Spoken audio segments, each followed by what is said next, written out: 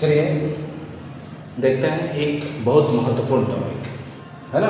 Question दिया हुआ है कि प्रारंभिक संक्रिया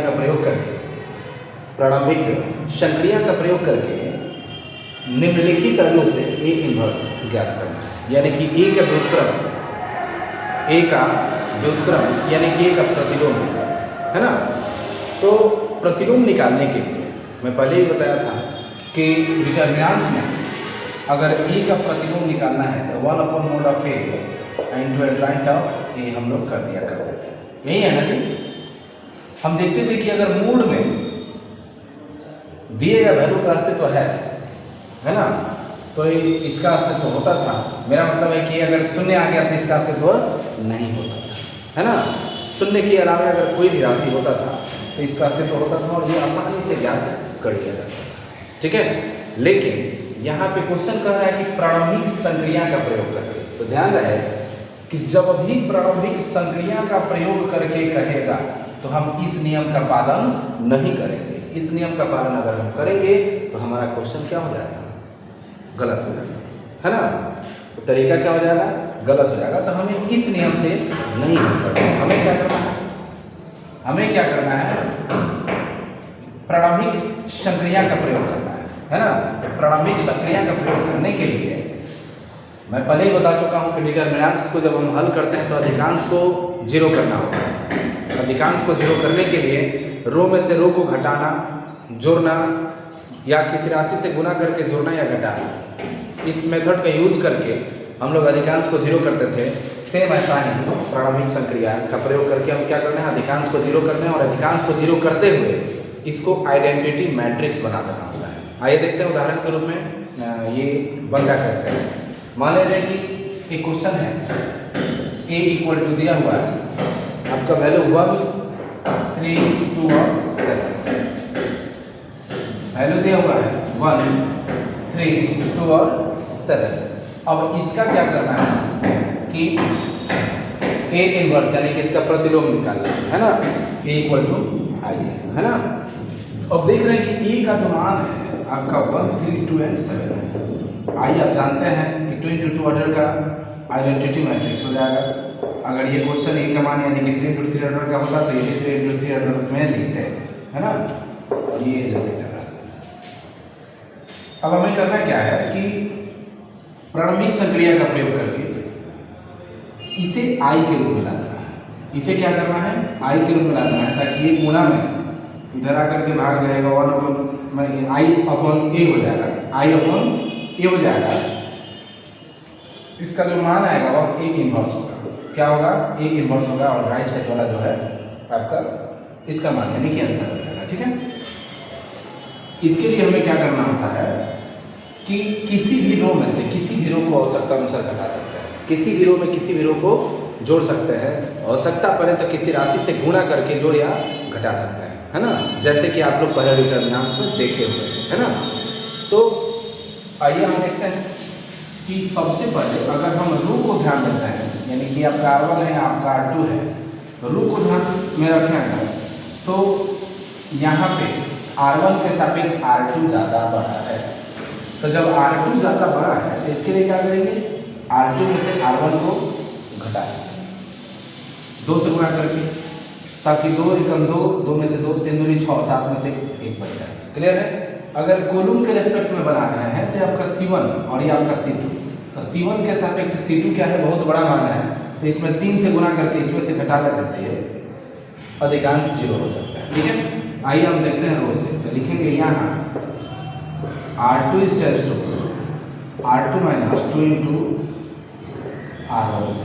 मतलब ये हुआ कि हम परिवर्तन ला रहे हैं R2 में, परिवर्तन किस में ला रहे हैं, R2 में, तो हमारा R1 जो कि त्यों रह जाएगा और R2 में परिवर्तन लाने हैं तो ये क्या हो गया, 1 दूनी 2 और 2 में से 1 दूनी 2 और 2 में से 2 को घटाएंगे, यहाँ क्या बच जाएगा 0, 3 दूनी 6, यानी R1 में 2 से गुना कर रहे हैं तो 3 दूनी 6, 7 में से 6 जाएगा, यहाँ क्या बचेगा 1। यहाँ पे देख रहे हैं 2 एकम 2, 0 में से 2 घटाएंगे तो आएगा -2 और यहाँ 0 हो जाएगा, 1 में से 0 घटाएंगे तो मान क्या रह जाएगा, 1 ही रह जाएगा। अब ये तो दोनों आइडेंटिटी मैट्रिक्स के रूप में आने लगा है, लेकिन यहाँ पे हमें डायगोनल के एलिमेंट से सभी को क्या होना चाहिए, शून्य होना चाहिए। तो एक काम करते हैं कि R1 का मान R2 के मान से बड़ा है, तो हम R1 में परिवर्तन ला देते हैं, तो लिख देंगे कि यहाँ R1 is tends to R1 minus. अब कैसे परिवर्तन लाना है, तो देख रहे हैं कि इसमें 3 से गुना करके अगर ऊपर वाले में से घटा लेते हैं तो ये क्या हो जाएगा, शून्य हो जाएगा। तो लिखेंगे यहाँ R1 is tends to R1 minus 3 into R2 से परिवर्तन हो रहा है R1 में, अर्थात हम लोगों का R2 का मान जब कितने रह जाएगा, आया क्या -2 और 1, और ये आ जाएगा 0 में 3 से गुना करेंगे तो 0, 1 में से 0 घटाएंगे तो आपका 1 ही रह जाएगा, 1 3 3, 3 में से 3 घटेगा तो क्या आ जाएगा 0। ध्यान देंगे यहाँ पे 2 3 6 यानी -6, 1 में से माइनस करेंगे -6 को तो माइनस क्या बन जाएगा प्लस, तो 6 1 कितना हो जाएगा 7 हो जाएगा, और 1 3 3, 0 में से 3 घटाएंगे तो कितना आएगा -3 आएगा। ध्यान देंगे ये i के मान के बराबर आ गया, यह जो वैल्यू है यह i के मान के बराबर आ गया, इसलिए यहाँ लिखा जा सकता है ये a भाग में आकर के लगेगा, तो i upon a equal to क्या हो जाएगा, a इनवर्स हो जाएगा, और a इनवर्स का मान आ गया 7 -3 -2 और 1, ये हमारा प्रतिलोम का मान हुआ आंसर का। ठीक है, इसी तरह से अन्य कोई मान दिया गया हो तो आराम से बना सकते हैं। ध्यान रहे कि जब प्रारंभिक संक्रिया का प्रयोग करने के लिए कह रहे हैं तो हम प्रारंभिक संक्रिया का ही प्रयोग करेंगे, न कि मोड का यूज करेंगे। आपको जब बताया गया है कि प्रारंभिक संक्रिया का प्रयोग करना है तो प्रारंभिक संक्रिया का प्रयोग करके ही हल करेंगे, और ऐसा कोई सूचना नहीं दिया गया क्वेश्चन में, ऐसा कोई पॉइंट डिनोटेड नहीं है, तो आपको जैसे अच्छा लगे वैसे बना सकते हैं, यानी कि मोड से ही बना सकते हैं और इन्वर्स का भी प्रयोग करके बना। चलिए दूसरा क्वेश्चन देखते हैं, इसमें भी प्रारंभिक संक्रिया का प्रयोग करके हमें E इन्वर्स ज्ञात करना है ना। क्वेश्चन है E इक्वल टू 0 -1, इसके बाद दिया है 5 1 0 और 0 1। ठीक है, रूल तो आप जानते हैं कि A इक्वल क्या होता है IA, A इक्वल क्या होता है IA, A का मान 2 0 -1 5 1 0 0 1 है, इक्वल टू I का मान आप जानते हैं, अगर A का मान 3 into 2 ऑर्डर का होगा तो I 2 into 2 ऑर्डर लिखेंगे, अगर 3 into 3 का होगा तो I का मान भी हम 3 into 3 ऑर्डर का ही। क्लियर है। आपको करना क्या है, प्रारंभिक संक्रिया का प्रयोग करके सबसे पहले तो अधिकांश को 0 करेंगे, सबसे पहले क्या करेंगे, अधिकांश को 0 करेंगे, है ना। तो यहाँ हम देख रहे हैं कि सबसे बड़ा मान तो C1 दिख रहा है, सबसे बड़ा मान C1 दिख रहा है, तो C1 के लिए हम क्या करते हैं कि इसमें अगर 5 से गुना कर देते हैं तो 5 × 5 ये छोटा हो जाएगा, है ना। यहाँ बचेगा क्या -5, फिर देखते हैं एक स्टेप पहले बना कर लिखेंगे, मतलब कि आप आज़ाद हैं, ये ज़रूरी नहीं कि आपको एक ही बार में फाइंड करनी है, एक स्टेप 2 स्टेप 3 स्टेप, यानी कि आपको क्या करना है, इसको I के मान के बराबर कर ही देना है। जो परिवर्तन आप इसमें लाएंगे वही परिवर्तन आप इसमें लाएंगे, तो यह I के बराबर हो जाएगा, और यहाँ जो मान है वो आपका A इन्वर्स का मान होगा। ठीक है, तो यहाँ C1 is tends to C1 minus 5 into C2 से, मतलब क्या हुआ कि यहाँ C1 में परिवर्तन लाने के लिए C2 को 5 गुना करके C1 से माइनस कर देंगे, परिवर्तन हो रहा है आपका C1 में, तो आपका ये C2 जो है जब कितने रह जाएगा -1 0 और 3 0 1 1, तो ये इसमें क्या 5 से गुना करेंगे, यानी कि C2 है, इसमें क्या से 5 से गुना करेंगे,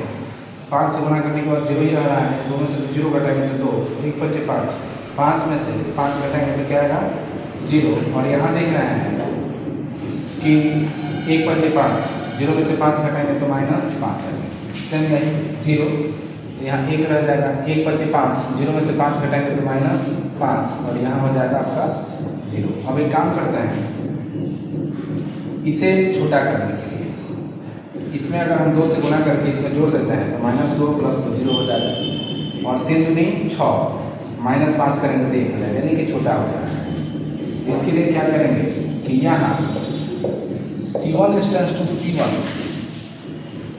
प्लस 2 इंटू C3 से, फिर परिवर्तन किस में लाना है, C1 में ही परिवर्तन लाना है। C1 में परिवर्तन लाने के लिए C3 में 2 से गुना करके C1 में जोड़ना है। तो 2 एकम 2 यानी कि -2 में 2 ऐड करेंगे तो कितना आ जाएगा 0 और ये 3 दूनी 6 - 5 बराबर क्या आ जाएगा 1। अब यहाँ आएगा 0 1 1 और आएगा -1 0 और 3। सेम यही क्रिया इसके साथ 0 तो यहाँ 1 ही रह जाएगा। 0 में 2 से गुना करेंगे तो आपका 0 ही आया यानी -5 ही रह जाएगा। लेकिन यहाँ 1 दूनी 2 और 2 में 0 जोड़ेंगे तो 2 आएगा। आपका मान आया 0 1 0 और ये हो जाएगा 0 0 और 1। क्लियर है। अब आपको करना क्या है कि ये देखना है इसमें बड़ा कौन है। तो यहाँ पे C1 है और ये C3 है। C1 और C2 के रेस्पेक्ट में C3 का मान बहुत बड़ा है। तो इसे छोटा करने के लिए क्या करते हैं कि इसमें 3 से गुना करके इसमें से घटा देते हैं। तो लिखेंगे यहाँ C3 tense to C3 minus 3 into C1 से, है ना। परिवर्तन हो रहा है C3 में तो ये आपका C1 का जो मान है और C2 का जो मान है ये जो कितने रह जाएगा। इसमें भी 1 - 5 इंटू 0 1 0। क्या परिवर्तन हो रहा है तो C1 में 3 से गुना, 0 में 3 से गुना करेंगे तो 0 और -1 में से माइनस करेंगे 0 को तो ये -1 ही रह जाएगा। ये 0 भी रह जाएगा। 3 में से 3 घटेगा तो क्या आएगा 0। यहाँ पे देख रहे हैं C1 में 3 से गुना करना, 0 में से 3 घटाएंगे तो आएगा आपका -3 5 3 15। 0 में से माइनस करेंगे -15 को तो +15 हो जाएगा और 2 3 6 1 में से 6 घटाएंगे तो -5 हो जाएगा। अभी हमें केवल डायगोनल की चर्चा करनी है यानी कि I की मान फाइंड करनी है। तो यहाँ पे एक एक्स्ट्रा है डायगोनल के रेस्पेक्ट में देखें तो यहाँ पे एक वैल्यू क्या है एक्स्ट्रा है। तो इसके लिए क्या करते हैं कि C2 में से C1 को घटा देते हैं। तो लिखेंगे यहाँ C2 tense to C2 minus C1 से परिवर्तन हो रहा है C2 में तो 0 0 और 1। C2 में से C1 घटाएंगे 0 में से 0 गया 0, 1 में से 0 गया 1 और 1 में से 1 जाएगा क्या बन जाएगा 0, है ना। और यहाँ क्या है -1 0 और 0।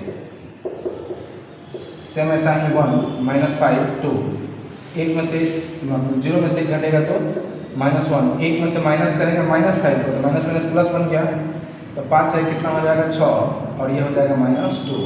ये जो कितने रह जाएगा। एक स्टेप और हम देख रहे हैं कि यहाँ पे माइनस है तो C3 में से माइनस को हम कॉमन कर सकते हैं, बाहर कर सकते हैं। यहाँ लिख दे रहे हैं कि यहाँ C3 इंस्टेंस टू -C3 एवं C3 ट्रांसपोर्ट कर देते हैं किसके साथ C1 के साथ, है ना। मतलब ये हुआ कि सबसे पहला हमारा काम क्या है, सबसे पहला हमारा काम ये है कि C3 में दिए गए मान से माइनस को हम कॉमन कर लेते हैं और C3 को C1 के स्थान पर लेकर के चले आ रहे हैं। तो यहाँ पे माइनस कॉमन कर लेंगे तो ये -1 है तो क्या बन जाएगा +1 1 0 0 तो 1 0 0। बीच वाला में किसी प्रकार से परिवर्तन नहीं हो रहा है और C3 के बदले में C1 चला गया। सेम ऐसा ही यहाँ पे -3 15 and -5 -1 6 and 2 और ये हो जाएगा 1 -5 और 2। क्लियर है। अब यहाँ देख रहे हैं कि ये डायगोनल जो है 1 हो गया और डायगोनल के अलावा सभी एलिमेंट्स जो है 0 हो गया, अर्थात ये I हो गया और I में A से भाग करेंगे तो ये मान आ जाएगा आपका A इनवर्स, अर्थात A इनवर्स इक्वल टू क्या है -3 -1 1 15 6 और -5 -5 2 and 2। ये हुआ आपका, ठीक है। इस तरह से जब भी कहे प्रारंभिक सक्रियाओं का प्रयोग करके प्रतिलोम निकालने के लिए ये मेथड आप अप्लाई कर सकते हैं, ठीक है। और विशेष मैट्रिक्स में तो आपको बताया ही गया है, उसको आधार मान करके इसे हल करेंगे और अधिकांश को 0 पर I के रूप में लाएंगे और राइट साइड वाला जो वैल्यू है तो वही आपका आंसर होगा, चाहे वो 2 × 2 ऑर्डर का हो या 3 × 3 ऑर्डर का। ठीक है। आइए इससे रिलेटेड कुछ क्वेश्चन देता हूँ, ये आप लोग बनाएं, ठीक है। यानी कि 17 क्वेश्चन है, 17 में 2 बना दिए, 15 बाकी है, 15 क्वेश्चन को आप हल करेंगे।